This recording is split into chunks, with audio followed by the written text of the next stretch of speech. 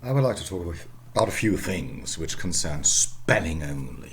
Okay, when spelling in a way changed awkwardly, and we still have to cope with it. Most of all, this happened, and this is funny, out of an inferiority complex the English had, because their language was not very Latin.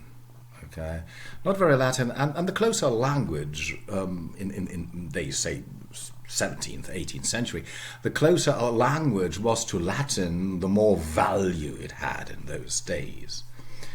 And this means that there were times when they adjusted English spelling so that the words looked more Latin. Okay, and I would like to talk about that. And this is what we call Re-Latinization. Yeah? Re-Latinization, that you take words and adapt the spelling so that it sounds as if the word came from Latin, which it probably did, but through French. Okay, take the first example here, debtor. This would be Middle English, yeah? Taken over from French, debtor. And then they decided, okay, it's originally, which is not wrong, coming from the Latin debitum, okay? And there was a b in it. And therefore they put the b into the spelling to make it look more Latin. Re-Latinization, we call this. Never pronounced, yeah? There was never, they never just said debt or anything like this. It's always been debt. Okay, the b went in there just to make it look more Latin. Yeah, this is Re-Latinization. So where does this b? Doubt, the same thing. Yeah, came from French, doute, and then into Middle English, doute. This is how Chaucer would have spelled it.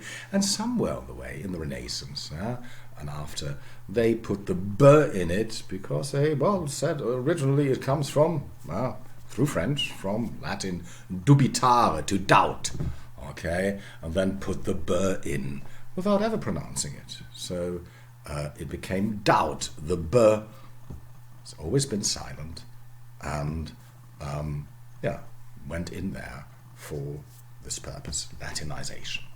Receipt, the same thing, receipt, the p. Never pronounced, just because, it has some origin, way back in Latin. Receptio, okay, put the p in it, receipt, to make it look more Latin. Same thing, never pronounced.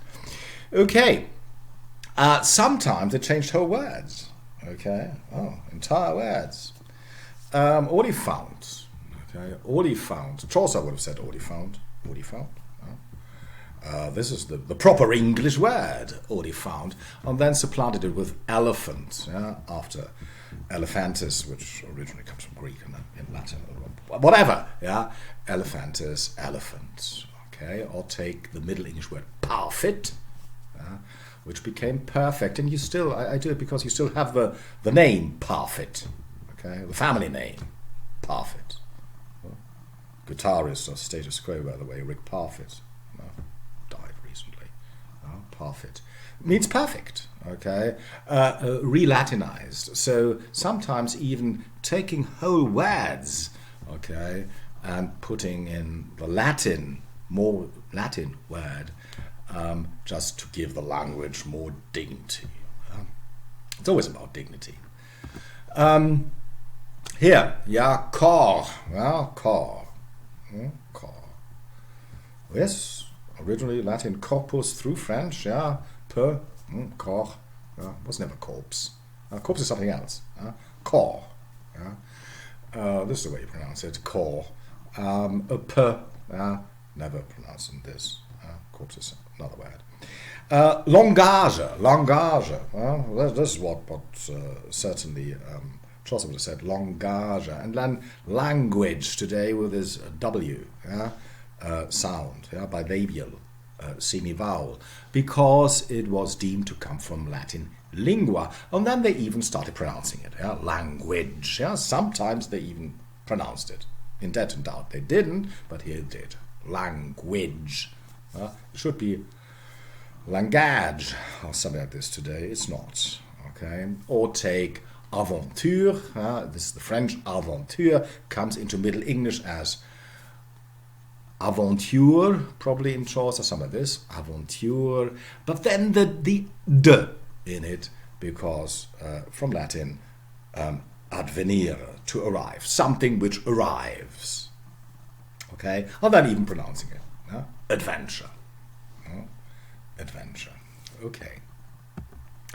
But there are also a lot of unetymological spellings. I mean, these spellings were in a way etymological insofar as, yes, I mean, in French, they came from French, yes, but the French came from Latin, and so there is a connection to Latin. Okay? And so it's not completely wrong to put those graphemes in there. But here, some complete misunderstandings. Take the word island today, and why is there an S in it? Island. That's never been pronounced. And it's even wrong, okay, to have the S in there. It was in Middle English Eland, Old English Ieland, which is a tautological compound. Means land, but never mind. Old English Ireland, it's not insular. It's not insular, not the Latin insula, but the S came in because they thought it was cognate with Latin insular, which it never was. Admiral, thought it had something to do, with admire. No, admirare, Latin. No, amurel, okay, is Arabic. Okay, amir. Okay, you still have it. Amir, something like this. In Middle English was amurel. And then they put the de in because they thought it had something to do with admire, because yes, an admiral is somebody you admire, but no, it doesn't have any bearing on admire or admirare for that matter. Advance. Okay, advance, it was in Middle English avance, avancer, from French, avancer, avance, avance, probably in Chaucer. And then the de in it, because they thought it had something to do with at. No, it doesn't. It's correct. There's, even in Latin, not a de. It's a up, avancer, okay, so this is wrong. The de is unetymological, but it's being pronounced, and the same is true with advantage. Okay, advantage, which is avantage. Okay, ever watch French Open? Avantage, whoever. Okay, avantage. The de, advantage, is unetymological because no, even in Latin, there was no de in it. Then you see, okay. This is what I wanted to say. Sometimes, okay. Spellings can be awful because of the spelling, because it's wrongly spelled, re-Latinized mainly. I promised you right at the beginning of this course, sign, S-I-G-N, sign. This makes perfect sense. It's from the French, signe, signe, and the g is in French, okay, and so. Yes, it was taken over into English. This is etymological. Okay, you see that. And yes, this is what's behind that. People wanted their language, okay, to look more Latin. And particularly at a time when English was just an ordinary language, far in its reputation and public esteem, far below French, okay, far below.